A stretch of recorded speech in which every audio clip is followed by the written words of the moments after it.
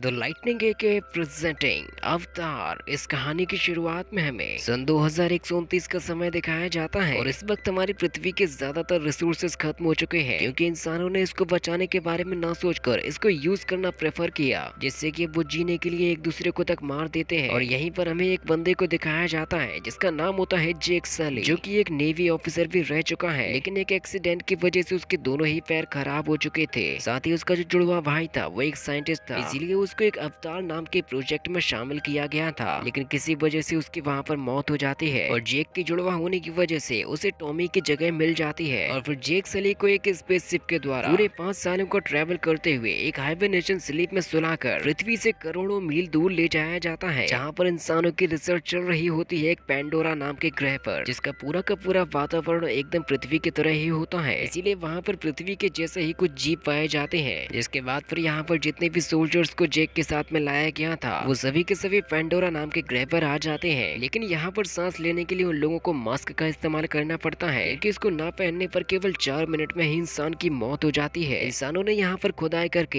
यहाँ के कीमती धातु अनऑब्टेनियम को निकाल रहे हैं। इसके बाद अब वो सभी के सभी सोल्जर्स यहाँ से कर्नल की तरफ जाने लगते हैं। यहाँ का हर एक सोल्जर पैसों का खरीदा हुआ एक मुलाजिम है, जो कि केवल पैसों के लिए काम करता है, किसी देश के लिए नहीं। इसके बाद अब जेक चलते हुए सीधा कर्नल के पास में पहुंच जाता है, जहाँ पर वो सभी को बताता है कि ये पेंडोरा ग्रह हमारे लिए इतना ज्यादा खतरनाक है कि यहाँ का हर एक छोटे से छोटा और बड़े से बड़ा जीव तुम्हें मारने के लिए उतारू होगा। और यहाँ पर रहने वाले इंसान जैसे दिखने वाले जीवों को कहते हैं नावी, जिनके पास में है खतरनाक टॉक्सिन में डूबे हुए तीर, जो कि केवल 10 सेकंड में ही इंसान की जान ले सकते हैं। इसीलिए अगर तुम सभी जिंदा रहना चाहते हो तो तुम्हें रूल्स को फॉलो करना होगा जो कि पेंडोरा के लिए बनाए गए हैं। और फिर अब जेक यहाँ से आगे की तरफ बढ़ने लगता है, जहाँ पर उसकी मुलाकात होती है एक बंदे से जिसका नाम होता है नॉर, और मुझसे कहता है कि मैंने तुम्हारे भाई टॉमी के साथ में अवतार की ट्रेनिंग की थी, और अवतार उन जीवों को कहा जाता है जो कि इंसान नावी के खून को मिलाकर बनाए गए हैं। और वहाँ पर डॉक्टर मैक्स उन दोनों को ही बताता है कि तुम्हारे ये अवतार कल चलने के लिए तैयार हो जाएंगे। और फिर जेक यहाँ पर रखे हुए टॉमी के अवतार यानी कि अपने ही अवतार को देखने लग जाता है। और फिर अवतार प्रोग्राम में से निकलते हुए हमें डॉक्टर ग्रेस ऑगस्टीन को दिखाया जाता है, और वो जैसे ही यहाँ पर टॉमी की जगह पर जेक को देखती है वो काफी ज्यादा नाराज हो जाती है। वो कहती है कि मुझे तुम्हारी नहीं बल्कि तुम्हारे भाई की जरूरत थी, इसीलिए वो यहाँ के ओनर के पास में जाने लग जाती है। इसके बाद वह पार्कर नाम के बंदे को दिखाया जाता है और उसी के दम पर यहाँ की हर एक चीज चल रही है। ग्रेस उसके पास में जाकर उससे कहती है कि आखिर तुम क्यों मेरे प्रोग्राम में दखल अंदाजी करते हो, मुझे किसी भी सोल्जर की जरूरत नहीं थी, मुझे जरूरत थी एक साइंटिस्ट की। तो पार्कर उससे कहता है कि तुम्हारा ये प्लान आखिर कब तक सक्सेसफुल होगा, हम लोग कब उन नीले बंदरों से बातचीत करेंगे, कब उन्हें समझाएंगे कि हमें उनकी इस धरती की जरूरत है। वो दिखाता है कि इस धरती में छुपा हुआ है ये अनऑब्टेनियम, जिसकी केवल 1 किलो की कीमत है पूरे $20 मिलियन।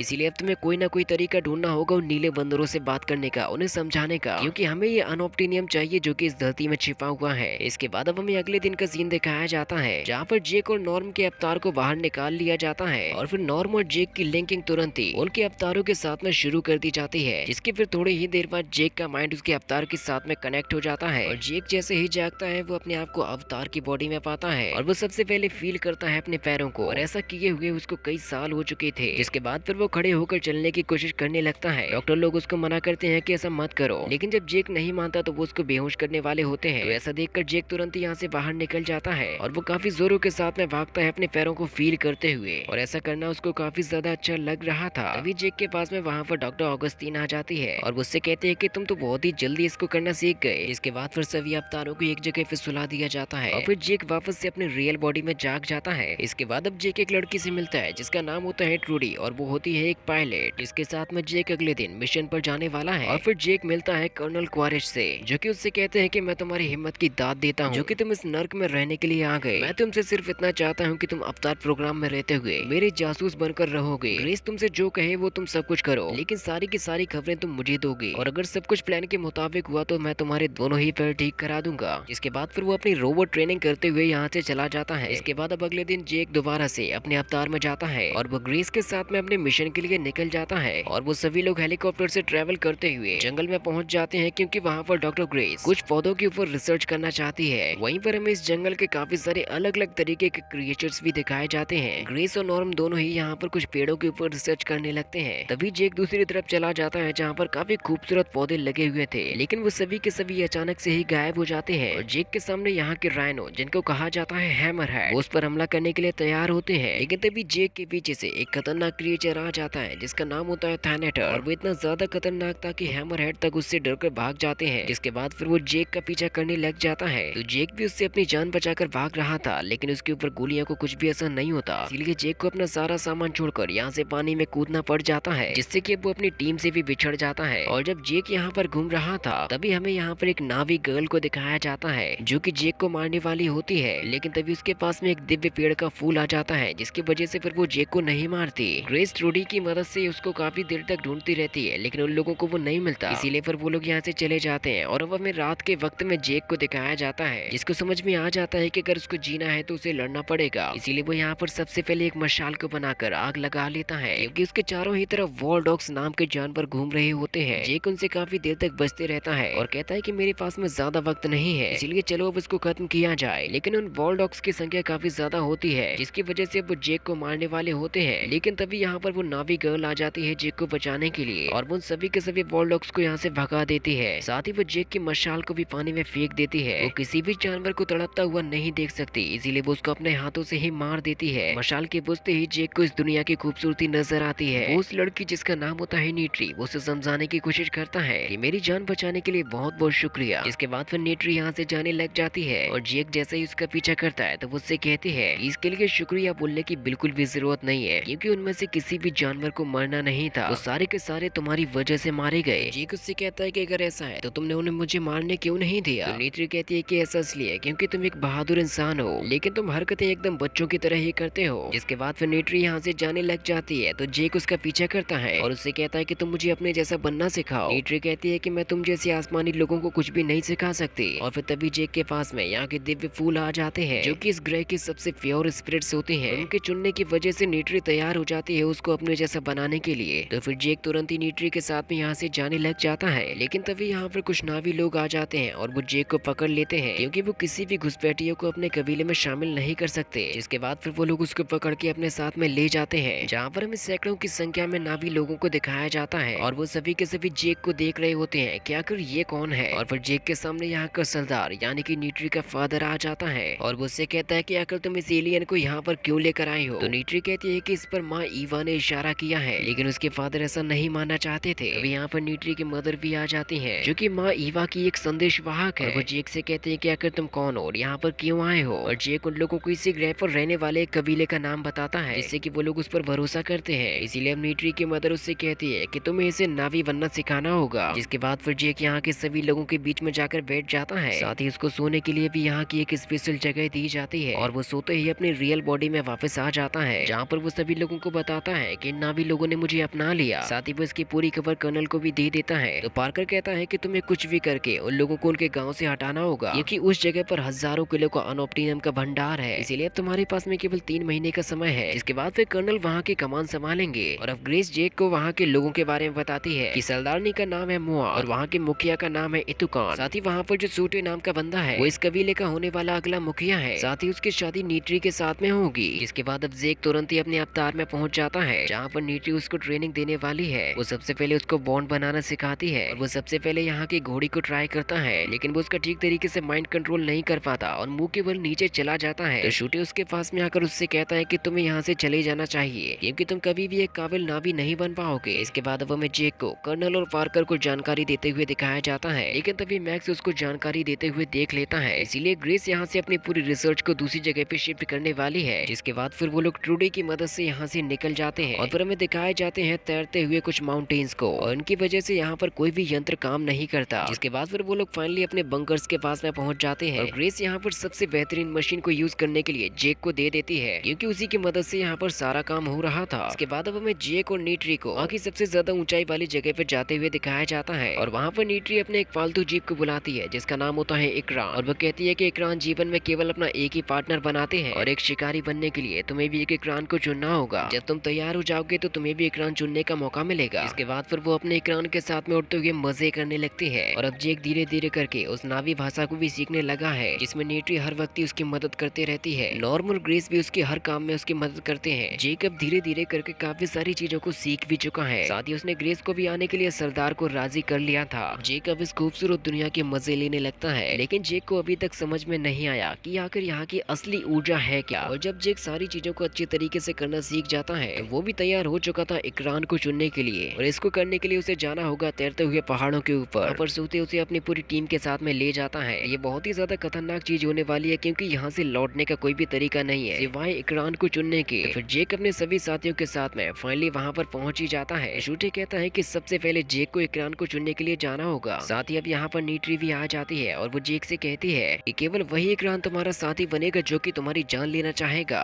पहले तो कोई भी इकरान जेक के सामने नहीं आता, और फिर जैसे ही एक इकरान उस पर हमला करने की कोशिश करता है तो जेक समझ जाता है कि यही उसका साथी बनेगा। इसीलिए वो सबसे पहले रस्सी से उसको जकड़ लेता है और फिर तुरंत ही अपनी चोटी से बॉन्ड बनाने की कोशिश करने लग जाता है, लेकिन वो ऐसा नहीं कर पा रहा था। जिसके बाद फिर वो हिम्मत करके उसको पकड़कर उसके साथ में फाइनली बॉन्ड बनाता है और उसको शांत भी कर लेता है। लेकिन रिश्ते को मजबूत करने के लिए उसे अपनी पहली उड़ान भरनी होगी, इसीलिए वो तुरंत ही उसको यहाँ से उड़ाकर ले जाता है, जिसको वो धीरे धीरे करके अच्छे तरीके से उड़ाना भी सीख जाता है और उसे बाकी चीजें सिखाने के लिए नीट्री भी पहुंच जाती है। जिसके बाद फिर वो दोनों ही साथ में एंजॉय करने लग जाते हैं और फिर समय के साथ में जेक एक अच्छा इकरान राइडर भी बन जाता है। एक बार जब जेक और नीट्री दोनों ही साथ में उड़ते हुए मजे कर रहे होते हैं और वहीं पर हमें ट्री ऑफ सोल्स को दिखाया जाता है, इसके बारे में ग्रेस कहती है कि यहाँ पर सच में कोई बायोलॉजिकली चीज है। एक बार जेक और नीट्री के पीछे काफी बड़ा इकरान लग जाता है जिसको कहते हैं टोरुक मार्क 2, और वो इतना ज्यादा खतरनाक है कि वो उन दोनों को ही खा जाएगा। लेकिन जेक और नीट्री उसको जंगल में फंसा देते हैं और अपनी जान भी बचा लेते हैं। और इसके बारे में बताते हुए नीट्री जेक से कहती है कि इस पेंडोरा ग्रह के इतिहास में केवल 5 बार ही कोई कबीले का सरदार टोरुक के ऊपर बैठा, क्योंकि टोरुक खुद ही अपने राइडर को चुनता है। और अभी सब कुछ करते हुए जेक को ऐसा लगने लगा था जैसे कि अवतार उसकी असली दुनिया है और ये उसकी केवल नकली दुनिया है। साथ ही अब ऐसा करते हुए 3 महीने भी पूरे हो चुके थे। तो वे कर्नल जेक से कहता है कि काफी टाइम हो चुका है जब से तुमने मुझे रिपोर्ट नहीं दी, आखिर तुम्हें हुआ क्या है? क्या तुम ये करना नहीं चाहते? तुम मुझे कोई ऐसी जानकारी दो जो कि मैं उनसे जंग के वक्त में इस्तेमाल कर सकूं। तो जेक कहता है कि अब वो सब कुछ पूरा हो चुका है, आज के उत्सव के बाद वो मुझे अपना मानेंगे और मेरी बात पर भरोसा भी करेंगे, जिससे कि अब मैं उन लोगों को हटाने की भी बात कर लूंगा। इसके बाद अब फाइनली वो सेरेमनी होती है जहाँ पर जेक को अपना लिया जाता है एक नाविक के रूप में। वहाँ का सरदार जेक से कहता है कि आज के बाद से तुम हमारे उमाटी काया कबीले में शामिल हो चुके हो, जिससे कि उनका सारा का सारा कबीला जुड़ा हुआ है। और फिर नीट्री जेक को अपने साथ में आत्माओं के पेड़ के पास में भी ले जाती है और उसको बताती है कि यही वो जरिया है जहाँ से हम लोग मदर ईवा से बात करते हैं, उन्हें महसूस कर सकते हैं। और जेक जैसे ही उसके साथ में बॉन्ड बनाता है उसे भी इस ग्रह के एंसेस्टर्स की आवाजें सुनाई देने लग जाती हैं। और फिर नीट्री कहती है कि जब तुम हम में से एक हो ही चुके हो तब तुम अपने लिए एक धनुष बना सकते हो, साथ ही अपने लिए एक काबिल वुमेन भी चुन सकते हो। तो जेक कहता है कि मैं तो उसको पहले ही चुन चुका हूँ, जिससे कि अब उन दोनों के ही बॉन्ड आज से ही काफी ज्यादा मजबूत हो जाते हैं, क्योंकि उन दोनों ने ही एक दूसरे को अपना पार्टनर बना लिया था। और जब अगले दिन वो दोनों ही जागते हैं तो वो देखते हैं कि यहाँ पर इंसानी मशीनें आ चुकी हैं और वो उस जगह को खत्म करने लगी हैं। नीट्री जेक को उठाने की कोशिश करती है, लेकिन वो अभी मशीन में नहीं गया था और वो जैसे ही अपने अवतार के साथ में जुड़ता है वो यहाँ पर चलने वाले बुलडोजर्स को रोकने लग जाता है। लेकिन जब वो नहीं मानते तो जेक उनके कैमरास को ही फोड़ देता है और फिर वहाँ से भाग जाता है। लेकिन वो लोग ऐसा करते हुए आत्माओं के वृक्ष को नहीं बचा पाते। कर्नल को पता चल जाता है कि जेक उसको धोखा दे रहा है। शूटर सरदार को राजी कर लेता है इंसानी लोगों पर हमला करने के लिए। तभी वहाँ पर जेक और नीट्री भी पहुंच जाते हैं, जहाँ पर जेक कहता है ऐसा करने से हमारे ही लोग मारे जाएंगे। लेकिन शूटर इस बात पर नाराज हो जाता है कि जेक ने नीट्री के साथ में संबंध क्यों बनाए, जिससे कि अब उन दोनों के ही बीच में फाइट होना शुरू हो जाती है। जेक सभी लोगों को समझाता है कि हमारा दुश्मन वहाँ पर है, हमें आपस में नहीं बल्कि उनके साथ में लड़ना है। लेकिन उस वक्त तक कर्नल वहाँ पर पहुंच जाता है और वो ग्रेस और जेक दोनों को ही उनके बॉडी से बाहर निकाल देता है। तो शूटे कहता है कि ये लोग छलावे का इस्तेमाल कर रहे थे और वो जेक को मारने की कोशिश करता है, लेकिन नीट्री ऐसा नहीं होने दे सकते थे। इसके बाद अब कर्नल जेक और ग्रेस को अपने साथ में पकड़ कर ले जाता है, जहाँ पर ग्रेस उससे कहती है कि तुम बिल्कुल भी नहीं समझते कि यहाँ का असली खजाना आखिर क्या है, क्योंकि इस ग्रह के पेड़ों के बीच में एक दूसरे से संपर्क बनाने की ताकत है। ये पेंडोरा एक ऐसा खजाना है जिसको तुम लोग बर्बाद करना चाहते हो। तभी कर्नल जेक की एक वीडियो दिखाता है जिसमें उसने कहा था नावी लोग कभी भी अपने गाँव को नहीं छोड़ेंगे। इसीलिए कर्नल कहता है कि जब हमारे पास में कोई भी तरीका नहीं है तो अब हमें उन लोगों को खत्म ही करना होगा। कर्नल पार्कर से कहता है कि मैं कोशिश करूंगा कि वहाँ के कम से कम लोग मारे जाएं। और ट्रूडी जैसे ही ये बात जेक और ग्रेस को बताती है वो दोनों तुरंत ही पार्कर के पास में पहुंच जाते हैं। तुम वहाँ की धरती के साथ साथ लोगों को भी मार दोगे, वहाँ पर रहने वाले छोटे छोटे बच्चों को मार दोगे, इसीलिए प्लीज हमें वहाँ पर जाकर कम से कम एक बार बात कर लेने दो। तो पार्कर कहता है कि ठीक है, तुम्हारे पास में केवल 1 घंटे का समय है, कुछ भी करके उन लोगों को यहाँ से हटा दो। जिसके बाद फिर जेक और ग्रेस तुरंत ही अपने अवतार में पहुंचकर उन लोगों के पास में पहुंच जाते हैं और उनसे कहते हैं कि आसमानी लोग यहाँ पर आ रहे हैं हमला करने के लिए, इसीलिए तुम सभी को यहाँ से जाना होगा। और फिर वो अपनी भी सच्चाई बताता है कि उन इंसानी लोगों ने मुझे एक जासूस बनाकर भेजा था ताकि मैं ये बात तुम लोगों को बताऊं और तुम लोग इस पर भरोसा भी करो। लेकिन ये बात जानकर नीट्री को काफी ज्यादा गुस्सा आता है। कहते हैं कि तुम सब कुछ पहले से ही जानते थे, तुमने हमें धोखा दिया है, इसीलिए हम तुम पर भरोसा नहीं कर सकते। इसके बाद फिर वो लोग यहाँ पर जेक और ग्रेस को पकड़ लेते हैं और मशीनों का सामना करने के लिए तैयार हो जाते हैं। जिसके फिर थोड़ी ही देर बाद कर्नल अपनी फौज को लेकर आ जाता है। नावी लोग उन लोगों के ऊपर अपने तीरों से हमला करते हैं, लेकिन इस चीज से उन्हें कुछ भी नहीं होने वाला था। और फिर कर्नल यहाँ पर सबसे पहले टीयर गैस को छोड़ता है ताकि ये लोग यहाँ से डर कर भाग जाएं। जिसके पर थोड़ी ही देर बाद ये लोग बॉम्ब्स को गिराने लग जाते हैं, जिससे कि इनका कुल वृक्ष पूरी तरीके से जलने लग जाता है। वो सभी के सभी लोग यहाँ से जंगल की तरफ भागने लग जाते हैं। तभी मौत ग्रेस और जेक के पास में आती है और उनसे कहती है कि हमारी मदद करो। जिसके बाद फिर यहाँ पर फायरिंग शुरू हो जाती है, जिसमें काफी सारे लोग भी मारे जाते हैं और साथ ही इस धमाके में इतुकान भी मारा जाता है। इसके बाद फिर ये विशाल काय पेड़ नीचे की तरफ गिरने लगता है, जिससे बचकर सभी के सभी लोग भागने लगते हैं। और अब उस पेड़ के गिरने की वजह से काफी सारे लोगों की जान खतरे में आ चुकी थी, इसीलिए जेक सभी लोगों को भगाने लग जाता है और जितने भी इकरान राइडर होते हैं वो सभी के सभी अपने अपने इकरान के ऊपर उड़कर भागने लग जाते हैं। और फिर चंद सेकंडों में ही उस पेड़ का नामो निशान मिट जाता है, जिसके नीचे काफी सारे लोग भी मौजूद थे, जिससे कि सैकड़ों लोग तो वहीं पर दबकर मारे जाते हैं। और इस तबाही से नावी लोगों का बहुत ही बड़ा नुकसान हो चुका था। इसके बाद फिर कर्नल सभी शिप्स को वापस से लौटा कर ले जाता है। नीट्री जब अपने फादर के पास में पहुंचती है तो वो मरने के कगार पर होता है और वो उससे कहता है कि ये तीर कमान उठाओ और अपने लोगों की रक्षा करो। और फिर ऐसा देखकर तभी वहाँ पर जेक आ जाता है और वह नीट्री से कहता है कि मुझे माफ कर दो, लेकिन नीट्री उसके पास में नहीं रहना चाहती थी। उससे कहती है कि यहाँ से चले जाओ और कभी भी लौट कर वापस मत आना। इसके बाद अब पार्कर जेक और ग्रेस का भी प्लग निकलवा देता है, जिसकी वजह से फिर वो दोनों ही अपने अपने अवतार से बाहर आ जाते हैं, क्योंकि उन दोनों को ही केवल 1 घंटे का समय दिया गया था। नावी लोग अभी यहाँ से दूसरी तरफ चले जाते हैं। साथ ही जेक, ग्रेस और नॉर्म तीनों को ही जेल में बंद कर दिया जाता है। तभी वहाँ पर ट्रूडी खाना लेकर आ जाती है और वो मौका पाकर वहाँ के गार्ड को बेहोश कर देती है, क्योंकि वो उन तीनों को ही यहाँ से निकालने के लिए आई थी। और मैक्स यहाँ पर आकर दरवाजा खोलने में मदद करता है। इसके बाद फिर वो सभी के सभी लोग यहाँ से निकलने वाले होते हैं, लेकिन जेक मैक्स से कहता है कि तुम्हें यहीं पर रुकना होगा, क्योंकि केवल हम तुम्हीं पर भरोसा कर सकते हैं। इसके बाद अब ट्रूडी और नॉर्म तुरंत ही अपने हेलीकॉप्टर के पास में पहुंच जाते हैं और फिर वो जैसे ही अपने हेलीकॉप्टर को स्टार्ट करती है, सेंटर में कर्नल को इसके बारे में पता चल जाता है और वो ऐसा देखकर तुरंत ही दरवाजा खोलकर उन लोगों के ऊपर गोलियां चलाने के लिए चला जाता है। तो फिर जेक और ग्रेस तुरंत ही हेलीकॉप्टर में बैठकर यहाँ से निकल जाते हैं और कर्नल ने इतनी देर तक बिना मास्क के ही गोलियां चलाई थी, लेकिन इसी बीच ग्रेस को एक गोली लग जाती है, जिससे कि उन लोगों के लिए बहुत ही बड़ी मुसीबत खड़ी हो चुकी थी। इसके बाद अब वो लोग तुरंत ही अपने बंकर्स को उठाकर दूसरी जगह पे शिफ्ट करने वाले हैं। जेक कहता है कि इन्हें पहाड़ों के बीच में छिपा दो, क्योंकि वो लोग यहाँ पर कभी भी नहीं ढूंढ पाएंगे। और अब जेक ग्रेस को दर्द के इंजेक्शन लगाता है और फिर वो कहता है कि मुझे यकीन है कि ये लोग हमारी मदद जरूर करेंगे, मैं कोई ना कोई ऐसा रास्ता तो जरूर ढूंढ निकालूंगा। सभी के सभी नावी लोग आत्माओं के वृक्ष के पास में पहुंच जाते हैं, क्योंकि अब वही उनकी एक आखिरी उम्मीद थी। और अब जेक भी दोबारा से अपनी बॉडी को अपने अवतार के साथ में लिंक कर लेता है और उसके जागते ही उसे अपने सामने केवल और केवल बर्बादी ही नजर आती है। और अगर अब उसको दोबारा से उन लोगों में शामिल होना है तो जेक को अपनी वफादारी का एक काफी बड़ा सबूत देना होगा। और फिर तभी जेक के पास में उसका इकरान आ जाता है और वो कहता है कि मुझे एक बहुत ही जरूरी काम करना है, क्योंकि इस बार अब वो ट्रुक को काबू में करने वाला है। वो बिना कुछ सोचे समझे उसी के ऊपर छलांग लगा जाता है। इसके बाद अब हमें आत्माओं के पेड़ के पास में सभी के सभी नावी लोगों को दिखाया जाता है, जहाँ पर वो माँ ईवा से प्रेयर कर रहे होते हैं। और जैसे ही उन लोगों को टुरुक की परछाई नजर आती है तो उनको लगता है कि अभी एक और मुसीबत उनके सामने आ गई, लेकिन उन लोगों को नजर आता है उसके ऊपर बैठा हुआ जेक सली, जो कि अब बन चुका होता है टुरुक मार्क 2। और ऐसा देखकर वहाँ का हर एक बंदा हैरान हो जाता है, अगर जेक ने यह कैसे किया। नीट्री को भी अब उसके ऊपर भरोसा करना पड़ता है। वो उससे कहती है कि मैं डर गई थी, इसीलिए मैंने तुम्हारा साथ नहीं दिया। इसके बाद अब जेक शूटे से कहता है कि मैं अपने लोगों की सेवा करने के लिए हमेशा तैयार हूँ, लेकिन मुझे इस काम में तुम्हारी मदद की जरूरत होगी। और टुरुक मार्क 2 की वजह से शूटे भी उस पर भरोसा करने लगता है। तभी जेक कहता है कि मुझे माँ ईवा की मदद चाहिए, क्योंकि ग्रेस की जान खतरे में है। जिसके बाद फिर जेक तुरंत ही यहाँ पर ग्रेस को ले आता है। ग्रेस इस जगह को देखकर कहती है कि मुझे इसी जगह का तो सैंपल चाहिए था। और अब जेक ग्रेस और उसके अवतार को माँ ईवा के सामने रख देता है। वॉट जेक से कहती है कि माँ ईवा चाहे तो वो उसको बचा सकती है, लेकिन ग्रेस के शरीर में इतनी ताकत नहीं है, इसीलिए इसके बचने के चांसेस बहुत ही कम है। इसके बाद फिर फाइनली यहाँ पर उमाटिक आया के लोगों का रिचुअल शुरू हो जाता है, जिससे कि फिर माँ ईवा दोनों ही शरीर को अपनी पावर्स की मदद से जोड़ देती है और वो प्रोसेस शुरू हो जाती है ग्रेस की जान बचाने की। तभी ग्रेस जेक से कहती है कि मैं माँ ईवा के साथ में हूँ, वो एक सच्चाई है। और फिर तभी उसकी वहाँ पर जान चली जाती है। मौत कहती है कि उसके घाव बहुत ही ज्यादा गहरे थे, इसीलिए उसकी जान ना बच सकी। इसके बाद अब जेक वहाँ पर खड़ा हो जाता है और फिर वो शूटी से कहता है कि मैं तुम्हारे लोगों से कुछ कहना चाहता हूँ, तुम बस इन्हें अपनी भाषा में बता देना। जेक उमाटिक आया के लोगों से कहता है कि आसमानी लोगों ने हमें यह संदेशा भेजा है कि वो जो चाहे यहाँ से ले सकते हैं और कोई भी उनका कुछ नहीं करेगा, लेकिन ये उनकी सबसे बड़ी गलतफहमी है, क्योंकि हम सब मिलकर उन्हें यहाँ से खदेड़ने वाले हैं। दूसरे कबीले वालों को भी इसकी खबर कर दो कि टुरुक मार्क 2 ने उन्हें बुलाया है, क्योंकि अब हम अपनी धरती को बचाएंगे। इसके बाद अब वो सभी के सभी लोग अपने अपने इकरान पर बैठकर बाकी के कबीलों के पास में जाने लगते हैं उनसे मदद मांगने के लिए। घुड़सवार कबीले उसमें उनके साथ में हो जाते हैं। इकरान पर बैठने वाले कबीले भी उन लोगों का साथ देते हैं। साथ ही समुद्री कबीला भी उनका कंधे से कंधा मिलाकर खड़ा हो जाता है। सभी के सभी कबीलों को केवल टुरुक माक्टो पर ही भरोसा था और धीरे धीरे करके उनकी संख्या हजारों में हो जाती है।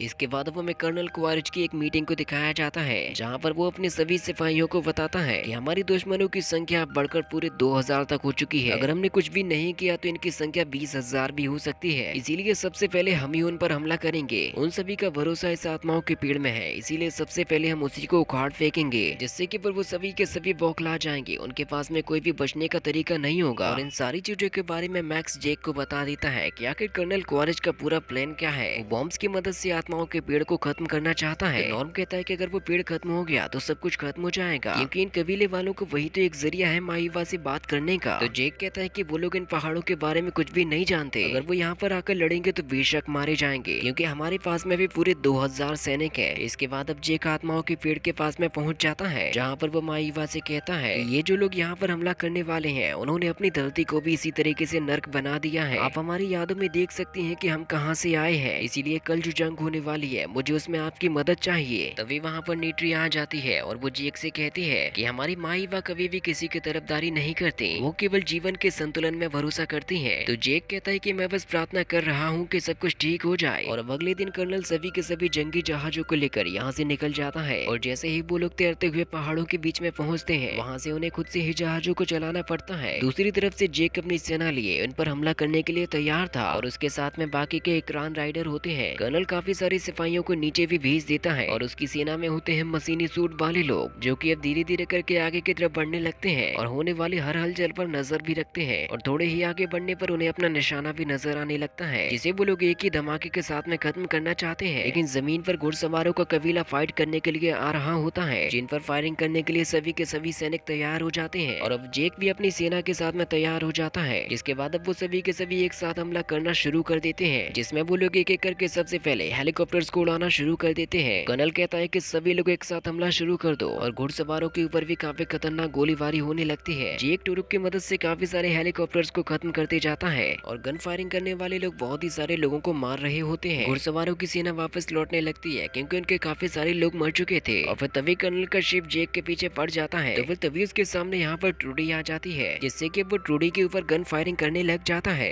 जिनमें से एक बॉम्ब ट्रूडी के हेलीकॉप्टर को भी लग जाता है। नीट्री के पीछे भी कुछ लोग पड़े हुए होते हैं, जिससे कि उसके इकरान को गोलियां लग जाती है और वो वहीं पर मारा जाता है, जिस बात से नीट्री को काफी ज्यादा दुख होता है। साथ ही साथ उसकी टीम के बाकी के सारे लोग भी मारे जा रहे थे। शूटर जब कुछ लोगों को मारने के लिए जाता है तो उसको भी वहाँ पर गोली लग जाती है और उसकी भी जान चली जाती है, यहाँ तक कि अब नॉर्म को भी गोली लग जाती है। साथ ही ट्रूडी भी अपने हेलीकॉप्टर के साथ में खत्म हो जाती है। जेक की टीम के अब ज्यादातर लोग मारे जा चुके थे और ऐसा देखकर कर्नल ऑर्डर देता है जल्दी से इस पेड़ वाली जगह पर बॉम्ब गिराए जाएं। और बॉम्ब्स गिराने के लिए सभी के सभी सिपाही तुरंत ही तैयार हो जाते हैं। नीट्री अभी भी जिंदा होती है, जिसकी तरफ काफी सारे सिपाही बढ़ रहे थे। तो जेक नीट्री से कहता है कि तुम्हें यहाँ से वापस लौटना होगा। और फिर तभी सभी लोगों को पता चलता है कि जमीन पर काफी ज्यादा हलचल हो रही है। इसके फिर तुरंत ही बाद काफी सारे हैमर हेड्स वहाँ पर आ जाते हैं, क्योंकि माईवा ने उनकी मदद करने के लिए जानवरों को भेज दिया था। और वो सभी के सभी हैमर हेड एक एक करके मशीनी सेना को भी खत्म कर देते हैं। साथ ही अब जेक की मदद करने के लिए वहाँ पर आसमान में हजारों की तादाद में इकरान आ जाते हैं, जो कि एक एक करके उन जहाजों को खत्म करने लग जाते हैं। तभी नीट्री के पास में शिकारी थेनेटर आ जाता है। आगे वाला शिप केवल 30 सेकंड में ही बॉम्ब्स को गिराने वाला था, लेकिन अब उस जहाज के ऊपर जेक पहुंच जाता है और वो सिपाहियों को खत्म करते हुए उस जहाज के एक एयर थ्रस्टर को भी मिटा देता है, जिसकी वजह से वो जहाज क्रैश हो जाता है और नीचे की तरफ गिर जाता है। इसके बाद अब जेक सीधा कर्नल की शिप पर पहुंच जाता है और वो उसके भी एयर थ्रस्टर को मिटाने वाला होता है। तो कर्नल तुरंत ही उसकी दिशा बदल देता है, जिसकी वजह से बॉम्ब दूसरी जगह पे लग जाता है। और फिर कर्नल जेक को जैसे ही गोली मारने की कोशिश करता है तो फिर जेक तभी एक दूसरे बॉम्ब को भी ब्लास्ट कर देता है, जिससे कि अब ये शिप भी क्रैश होने लगता है। लेकिन कर्नल काफी ज्यादा चालाक था, वो तुरंत ही मशीनी शूट में पहुंच जाता है, जहाँ से वो बंदूक को लेकर तुरंत ही निकल जाता है। कर्नल को तभी वहीं पर रखा हुआ जेक का कंटेनर नजर आ जाता है, लेकिन उसी वक्त उसके पीछे से नीट्री आ जाती है, जो कि थेनेटर की मदद से कर्नल के साथ में फाइट करने लगती है। वो सबसे पहले उसकी गन को तोड़ देती है, लेकिन कर्नल चालाकी के साथ में उस थेनेटर को मार गिराता है, इससे कि अब नीट्री भी उसी के नीचे फंस जाती है। और फिर वो जैसे ही उसको मारने वाला था तभी उसके पीछे से वहाँ पर जेक आ जाता है और वो कहता है अब तुम्हें ये सब कुछ रोक देना चाहिए। लेकिन कर्नल कहता है कि जब तक मैं जिंदा हूँ तब तक ऐसा नहीं होगा। इसके बाद फिर उन दोनों के ही बीच में यहाँ पर फाइट शुरू हो जाती है, जहाँ पर कर्नल बहुत ही गुस्से के साथ में जेक के ऊपर हमला कर रहा होता है। जेक यहाँ पर सबसे पहले उसके खंजर को तोड़ देता है और साथ ही वो उसके फ्रंट ग्लास को भी तोड़ देता है। तो फिर कर्नल तुरंत ही उसको हटाकर मास्क पहन लेता है और फिर फिर वो जेक से कहता है कि तुम क्या सोचते हो कि तुम उनमें से एक और तुम अपने ही लोगों के साथ में गद्दारी कर रहे हो, लेकिन अब जागने का वक्त आ चुका है क्योंकि अब वो जेक की रियल बॉडी को मारने जा रहा था। पर जेक तुरंत ही उसको रोकने के लिए उससे फाइट करने लग जाता है। कंटेनर का ग्लास टूटने की वजह से जेक को ऑक्सीजन नहीं मिलती और वो बेहोश होने लगता है, जिससे कि अब कर्नल जेक को उठाकर उसे खंजर की मदद से मारने वाला होता है कि तभी नीट्री थेनेटर के नीचे से निकल आती है। वो एक तीर सीधा कर्नल को मार देती है, जिससे कि कर्नल के वहीं पर मौत हो जाती है। और नीट्री देखती है कि जेक बेहोश हो चुका है क्योंकि रियल जेक तुरंत ही मशीन में से निकलकर मास्को को उठाने की कोशिश करता है, लेकिन वो अपने पैरों की वजह से उसको नहीं उठा पाता और वहीं पर गिर जाता है। इसके बाद फिर नीट्री वहां पर पहुंच जाती है और वो जेक को मास्क लगा देती है, जिससे कि अब फाइनली उसकी जान बच जाती है और बाकी बचे हुए इंसानों को यहाँ से उनकी दुनिया में वापस भेज दिया जाता है। इनमें से केवल कुछ लोग यहीं पर रह जाते हैं जो कि इस ग्रह की परवाह करते थे। और अब जेक अपनी लास्ट वीडियो रिकॉर्डिंग करता है, इसमें वो बताता है कि आज उसका पुनर्जन्म होने वाला है। इसके बाद अब हमें सभी नावी लोगों को आत्माओं के पेड़ के पास में दिखाया जाता है, जहाँ पर जेक को हमेशा के लिए उसके अवतार में शिफ्ट किया जाना है। इसलिए वो सभी के सभी अपने रिचुअल को कंप्लीट करते हैं और फिर फाइनली जेक अपने अवतार में आ जाता है। और इसी के साथ ये मूवी भी यहीं पर खत्म हो जाती है। इसका पार्ट 2 अवतार द वे ऑफ वाटर बहुत ही जल्द रिलीज होगा, मैं उसको भी आप सभी लोगों के लिए लेकर आ जाऊंगा, तो आप जल्दी से चैनल को सब्सक्राइब कर दीजिए।